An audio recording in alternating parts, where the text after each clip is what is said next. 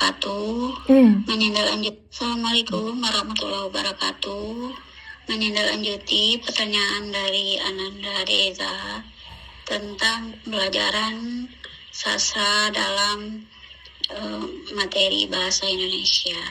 Nah, kebetulan sekali sebelum memaparkan beberapa jawaban dari pertanyaan Ananda, perkenalkan, nama saya Azma Kusneti, guru bahasa Indonesia di SMA 1 Air Pura.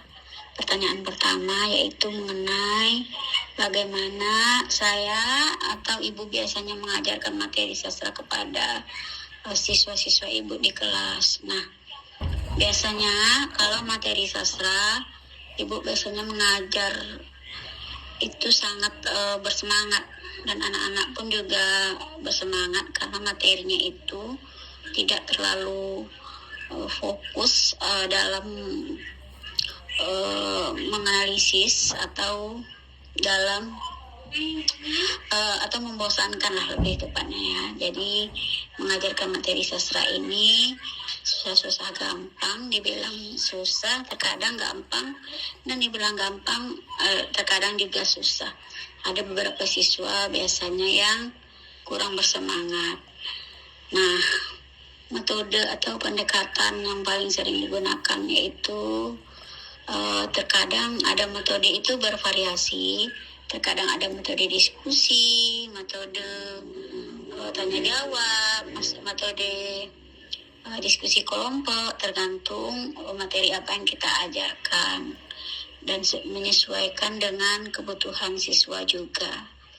Nah, untuk kendala yang sering muncul itu biasanya ada beberapa siswa yang kurang fokus, kurang bersemangat, terpengaruh dari teman-teman di luar kelas juga, biasanya seperti itu ya. Tapi biasanya 80% siswa lebih tertarik materi sastra dibanding dengan materi-materi ilmiah. Misalnya karya tulis ilmiah, editorial atau lain sebagainya gitu. Nah, pengaruh keterbatasan waktu sebenarnya sangat berpengaruh, karena bahasa Indonesia itu kan 1 minggu 4 kali 45 jam. Berarti ada 2 kali pertemuan dalam seminggu. Solusinya adalah kita menyesuaikan pembelajaran kita dengan minggu efektif yang sudah kita rancang dalam modul ajar kita, seperti itu. Nah, penerapan keterampilan menyimak dalam pembelajaran sastra, ibu menerapkan dengan menyimak itu penting dalam sebuah karya sastra, karena dalam sastra kita dibutuh untuk menganalisis, mengidentifikasi dan mencari unsur-unsur yang ada dalam sastra itu sendiri, seperti itu.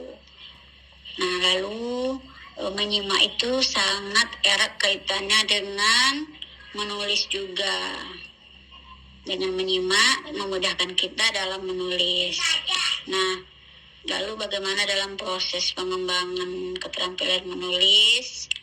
Ada nanti menulis kreatif dan menulis sastra juga, seperti itu. Nah, kalau modul ajar jadi pedoman utama, iya, karena dengan modul ajar itu alur kita nanti akan kita pakai dalam pembelajaran di kelas.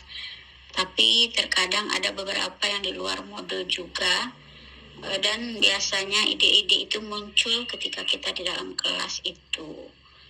Lalu modul yang dilengkapi, ada kegiatan proyek, ada, tergantung model pembelajaran apa yang kita gunakan. Kalau kita menggunakan model pembelajaran project based learning atau PJBL, tentunya ada proyek dan ada asesmen khusus juga terkait materi apa yang ingin kita ajarkan. Kalau puisi tentu ada asesmen atau penilaiannya, butir-butir pertanyaan yang berkaitan dengan puisi tersebut. Nah, untuk modul baru tidak ada karena sekarang sedang berjalan itu semester 1 dan modul itu dibuat sebelum ajaran baru dimulai, kita sudah membuat modul. Nah, demikian jawabannya. Semoga bisa dipahami. Assalamualaikum warahmatullahi wabarakatuh.